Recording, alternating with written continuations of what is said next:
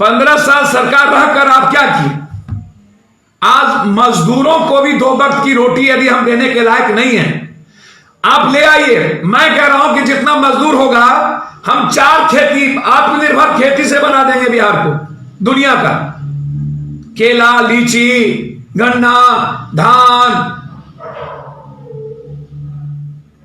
कई सारी चीजों से आत्मनिर्भर बने। मैं मजदूरों की जिंदगी से बिहार का उत्पादन बढ़ाए। मजदूर बिहार को दुनिया बना देंगे। क्या है बिहार के मजदूरों पर हमेशा चर्चा?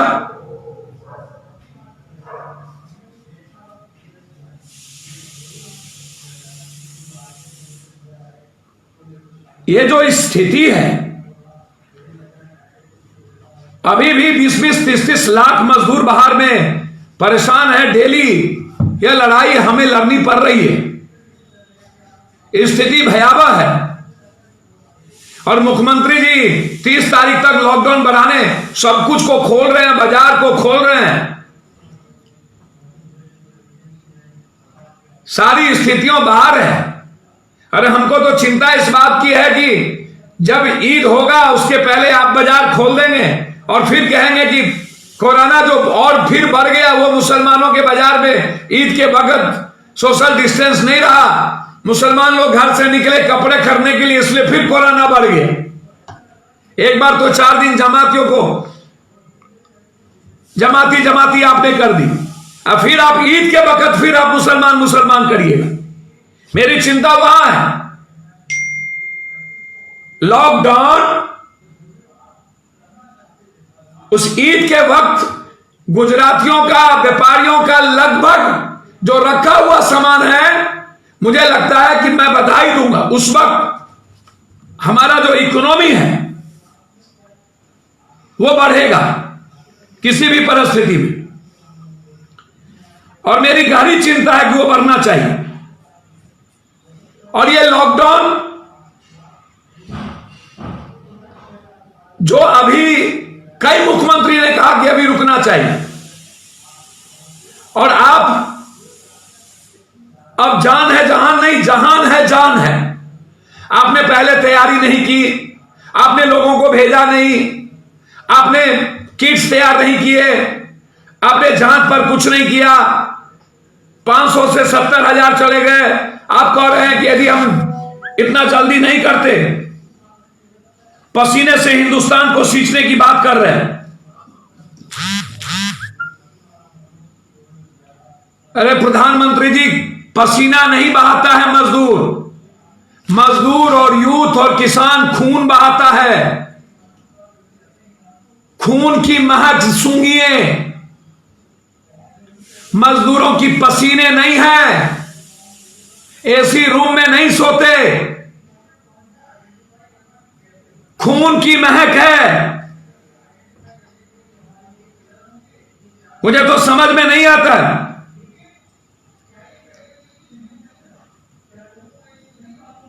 अब जिस तरह की बात उन्होंने की है,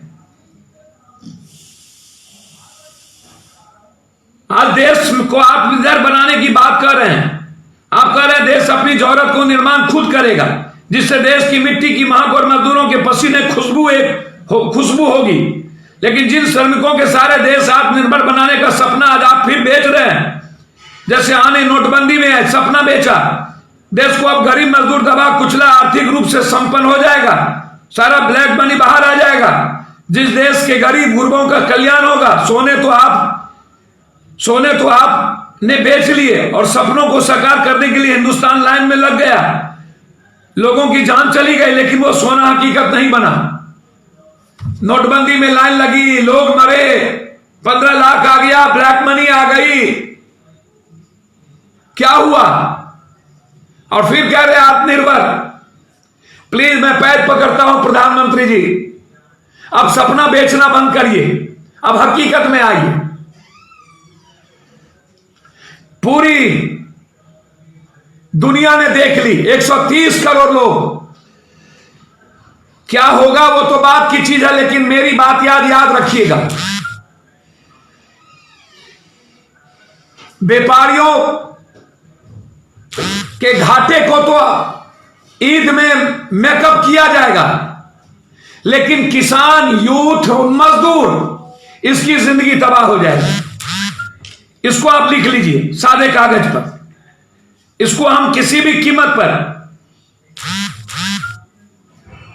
ये 20 लाख करोड़ मजदूर और किसानों का होगा। जब मजदूरों की जान ही नहीं बची रही तो ये कौन सा जहान बेच रहे हैं? जब आप श्रमिक कानून खत्म कर दिए, अधिकार खत्म कर दिए, 200 रुपये में 12 घंटे काम करेंगे, 2 घंटा पहले जाना पड़ेगा, 15 घंटा लगभग हमारी समय चली जाएगी। हमारा जो न्यूमरल सिस्टम है बॉडी का, वो समाप्त हो जाएगा।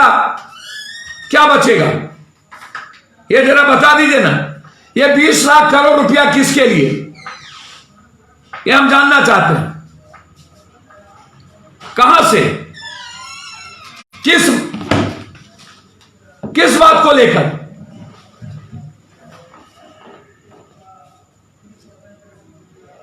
किसके लिए पैकेज? 64,000 करोड़ रुपया, लाख हजार करोड़ रुपया आपने पहले माफ कर दिया।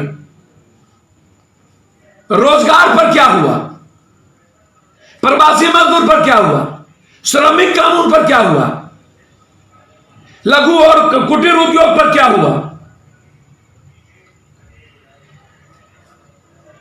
मुझे तो समझ में नहीं आता है।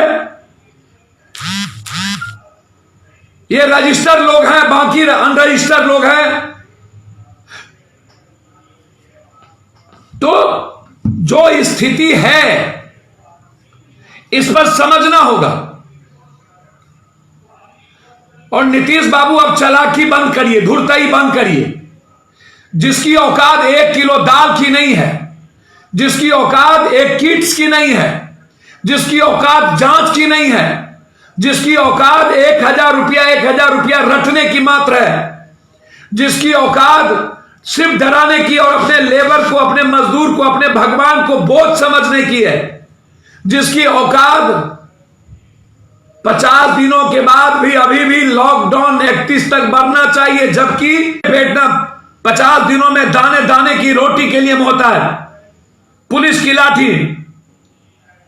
और आज आप सब जवाब दिखा रहे हैं। इतने दिनों के बाद मुंह से श्रमिक कानून पर नहीं निकला।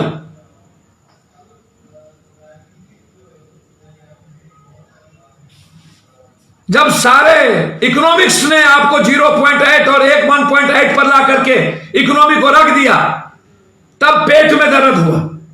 अब क्या करेंगे? अब क्या होगा? जब ये कोरोना बढ़ेगा, जून जुलाई में, मई के बाद कोरोना वायरस के नाम पर पीएम केयर्स फंड में जितने अरबों खरबों होंगे, वह हम दिखाएंगे कि ये पैसा कोरोना वायरस के लिए लग गया। अब देखिएगा ये चीज, सारे पैसे हम दिखाएंगे कि सारे अस्पताल में खर्च हो गए। दूसरी तरफ मंझले और बड़े कारोबारी ईद में सारी चीजें इनकी खरीदारी हो जाएगी। और होगा कि लॉकडाउन को हमने फ्री किया, लेकिन इसका सोशल डिस्टेंस नहीं रहा। मुसलमानों ने सोशल डिस्टेंस नहीं किया। तो समझने की जरूरत है, और बिहार को समझने की जरूरत है। मजदूरों पर किसी की आवाज नहीं चल रही, राजनीति हो रही। हम आ गए, कौन आ गए? नामर्द आ गए, ना समझ आ गए।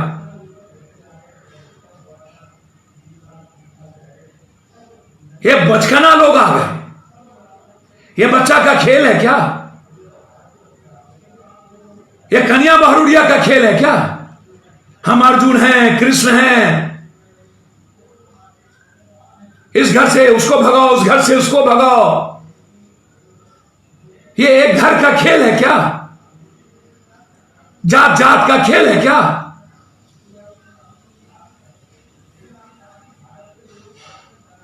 बकस दीजिए आप बिहार को, और लंबी लड़ाई लड़ने की जरूरत है बिहार के किसानों के लिए। हम लड़ेंगे, हम चैन से नहीं बैठेंगे किसी भी परिस्थिति, हर परिस्थिति में हमारी लड़ाई होगी।